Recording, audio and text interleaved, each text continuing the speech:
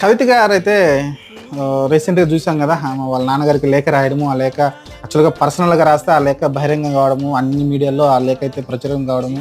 ఇది లీక్ చేసింది ఎవరో నాకు తెలీదు. ఎవరు ఎందుకు లీక్ చేశారని అయితే కేటీఆరే లీక్ చేసినట్టయితే ఆమె మాట్లాడడం ఇయన్నీ జరుగుతా వచ్చినాయి. తర్వాత ఇప్పుడు రీసెంట్‌గా ఆమె కాంగ్రెస్‌లోకి చేరబోతున్నారు, కాంగ్రెస్‌లో జాయిన్ అవుతారు అని మాటలు వచ్చినాయి.